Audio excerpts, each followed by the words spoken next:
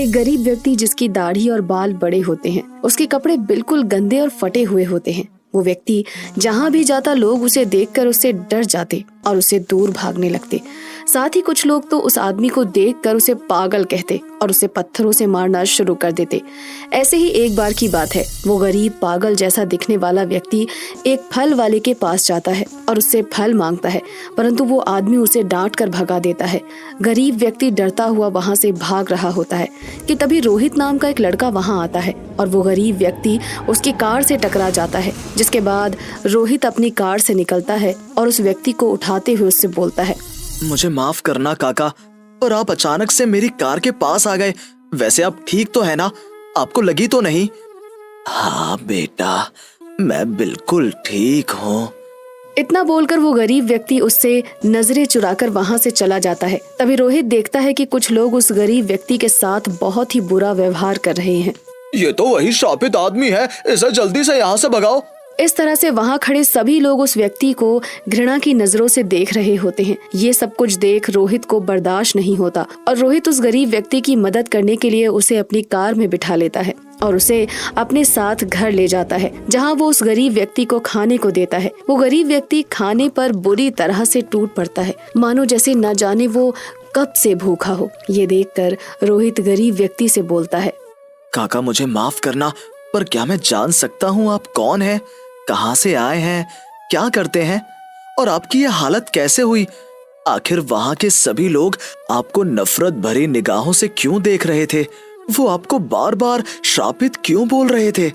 रोहित की ये बात सुनते ही वो व्यक्ति खाना छोड़ देता है और जोर जोर से रोने लगता है। जिसके बाद वो व्यक्ति रोहित से बोलता है, बेटा, क्योंकि मैं एक श्रापित दूध वाला हूँ, आज से कुछ साल पहले गज्जू नाम का एक व्यक्ति जो कि दूध का काम किया करता था, वो बहुत खुश था क्योंकि उसका दूध का काम दिन पर दिन बढ़ता ही जा रहा था।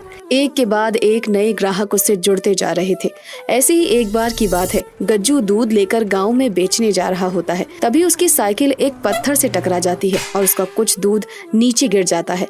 जिसके बाद गज्जू खुद से बोलता है, हे भगवान, ये क्या हो गया? इतने दूध का नुकसान, अब क्या करूं? इतने कम दूध को लेकर गांव में कैसे जाऊं? ये दूध तो कम पड़ जाएगा और मेरे कुछ ग्राहक भी छूट जाएंगे। गज्जू ये सब कुछ सोच ही रहा होता है कि तभी उसकी नजर नदी पर पड़ती है। उस नदी को देख गज्जू खुद से बोलता है, जिस तरह समंदर में से एक लोटा पानी निकाल लिया जाए तो किसी को पता नहीं चलता, अगर उसी तरह से दूध में एक लोटा पानी मिला दिया जाए तो किसी को क्या पता चलेगा।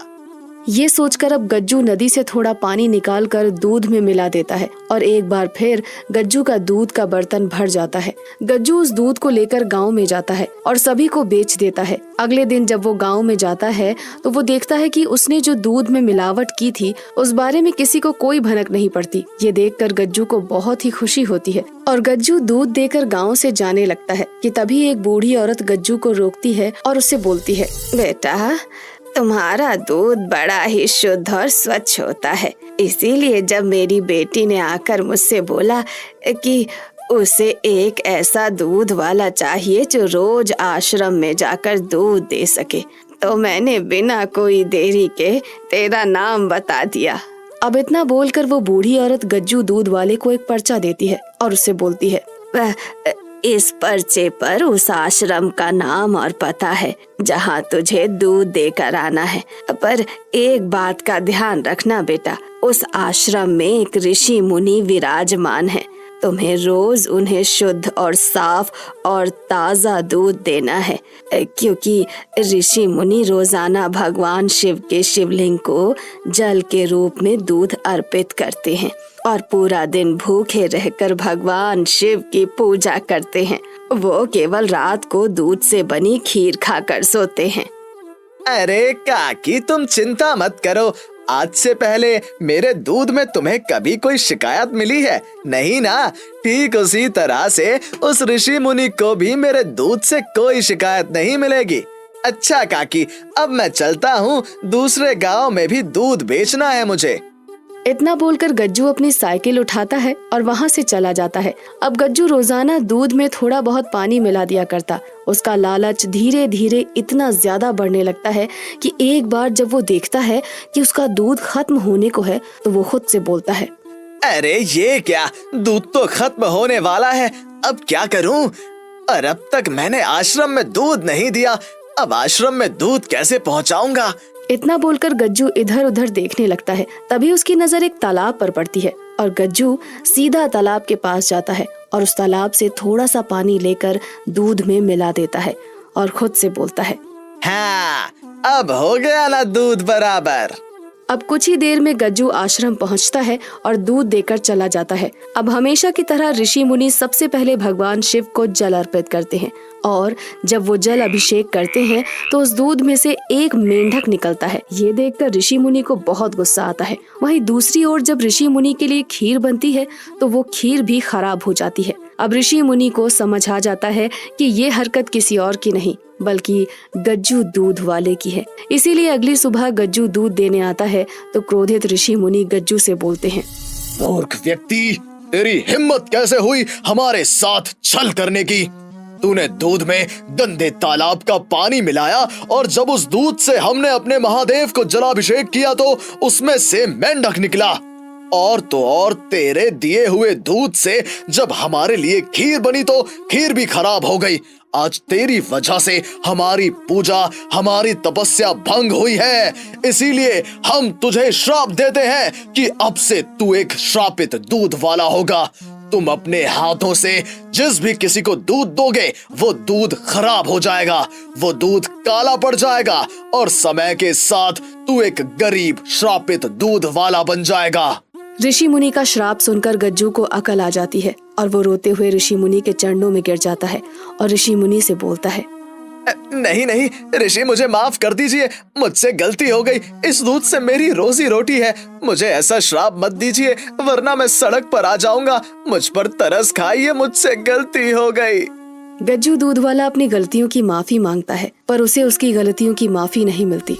उस दिन मुझे ऐसा श्राप मिला कि मैं अमीर गज्जू दूध वाले से एक गरीब श्रापित दूध वाले में बदल गया। उस दिन के बाद से मैं जिस भी किसी को अपने हाथों से दूध देता वो दूध काला पड़ जाता या तो फिर वो दूध खराब हो जाता। और जब ये बात सबको पता चली कि मुझे ऋषि मुनि ने श्राप दिया है तो लोगों ने मुझसे दूध लेना बंद कर दिया और मुझे ताने मारने लगे। समय के साथ मैं गरीब होने लगा और रोड पर आ गया। अब मैं जहाँ कहीं भी जाता हूँ लोग मुझे श्रापित बोलकर खुद से दूर कर देते हैं। पर तुम वो इंसान हो जो मुझे अपने घर लेकर आया और मुझ गरीब को खाना दिया। आपने जो गलती करी थी आपको उस गलती की सजा मिल चुकी है और शायद इसलिए भगवान ने मुझे आपसे मिलवाया।